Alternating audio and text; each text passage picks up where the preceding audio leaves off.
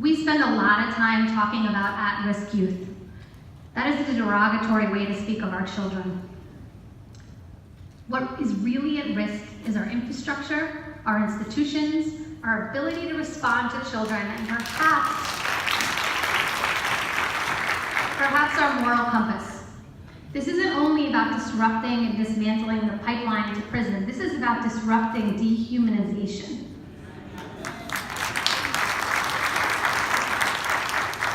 Poverty is a violent and traumatic experience. Waking up not knowing how you will put food on the table is brutal. More and more Long Islanders are struggling. Long Island no longer has pockets of poverty. We have pockets of wealth. 31% of households in Nassau and 39% of households in Suffolk cannot meet a basic survival budget. The state needs to direct anti-poverty funding to our region. Nationally, a public school student is suspended every second and a half. This equates to 3.3 million children suspended each year. What we tolerate for our children is painful. Half Hollow Hills School District and Wyandanch School District are neighbors with radically different opportunity. By the age of 4, social mobility, health, educational, and every definition of success is already on a track to produce radically different outcomes. Zip code determines far too much here. The failure to meet needs increases dropout rates and risk of later court involvement. Long Island needs community schools, a lot like Judge Camacho referenced in terms of safe spaces, particularly in our lowest performing districts.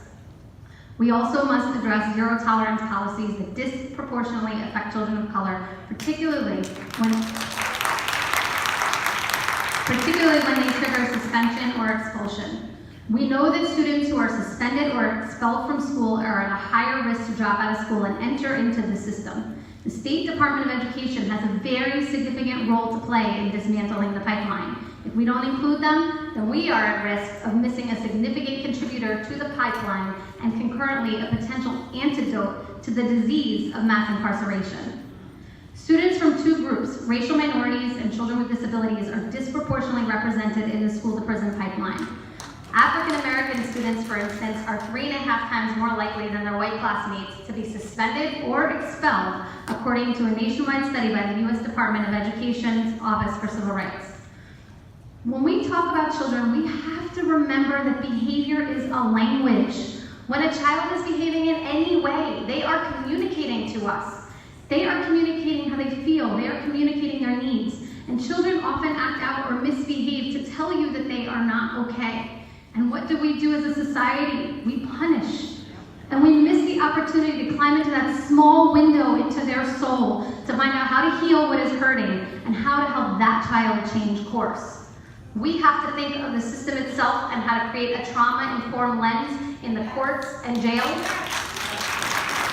and before entry into the system. New York State recently came out with mental health guidelines for schools. We all thought that was a great win. And then when we looked at it, there was no mention of culture in the guidelines. How can we help children to access services if cultural competency is not considered? When someone reaches the jail, they have been failed repeatedly by systems that don't see them. They have been failed by schools, services, institutions that have labeled them as at risk and then failed to invest in them.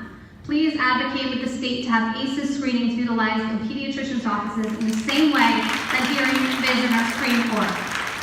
We also live in a region where integrated services don't exist, even when collaboration is at its best, without a technological infrastructure that puts people first, where we can track resources and outcomes and share data and use that data to inform policies. We fail to do the best we can.